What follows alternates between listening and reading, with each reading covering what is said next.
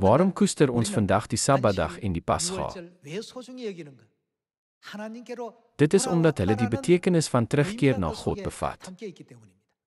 Wanneer ons die Pasga hou, dui dit daarop dat ons na God teruggekeer het. Daarom het koning Hiskia die koerier sy briewe deur Israel en elke dorp in Juda laat aflewer. Diegene wat na God teruggekeer het, het dit gelukkig aanvaar en die Pasga heilig gehou. Wat egter van diegene wat nie na God teruggekeer het nie? Kom ons kyk watter soort gesindheid hulle gehad het deur na vers 10 te gaan.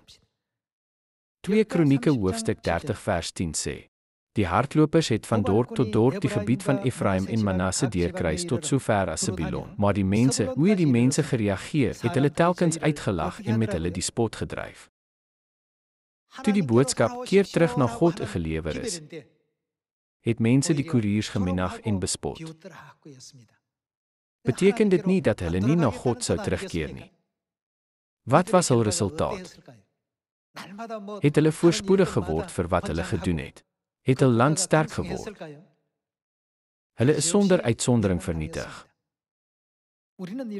Terwyl ons na hierdie geskiedenis van die verlede kyk, kan ons dadelik besef dat die resultaat wat in 2 Kronieke 30 opgeteken is, deesdae presies herhaal word. Al die boodskappe van die evangelie wat ons verkondig is God se boodskappe. Dink aan koning Hiskia en die koeriers. Het hulle nie die koning se testament gelewer nie? Ook in hierdie tyd vra God die hele mensdom om na hom terug te keer, sodat hy hulle tot redding kan lei. Mense kan vra, hoe kan ons terugkeer na God?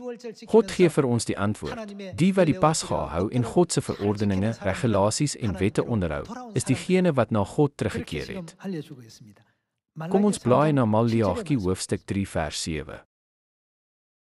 Sedert die tyd van julle voorouers wyk julle van my voorskrifte af. Waarvan het hulle weggedraai?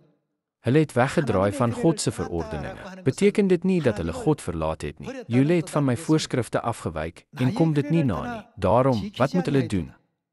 Keer terug na my, dan sal ek na julle terugkeer, sê die Here, heerser oor alle magte. Die mensdom moet terugkeer na God. Die hele mensdom was bestem om na die aarde te kom. Die geestelike toevlugstad, wat 'n tronk vir siele is. Dan is alles op hierdie aarde tydelik. Dit hou nie vir ewig nie. Noem die Bybel die mens se lewe nie eers oggendhou nie. Net soos die doudruppels op die punt van gras verdwyn sodra die son opkom, kom ons lewe in 'n oogwink tot 'n einde. Dit is hoe verbygaande ons lewe is. Dit is so vinnig en kort. Daarom sê God, kom ons gaan terug na ons oorspronklike wêreld. Ons moet terugkeer na daardie wêreld. Om daarin terug te keer, moet ons die leer klim wat God se wette en regulasies genoem word. Jy moet God se verordeninge nakom. Diegene wat nog geestelike sintuie het, sal hul ore hiervoor oop hê. Maak nie saak waar hulle woon nie, God het hulle toegelaat om hulle ore oop te maak vir sulke nuus. Deur die Sabbat moet ons almal se harte na God terugkeer.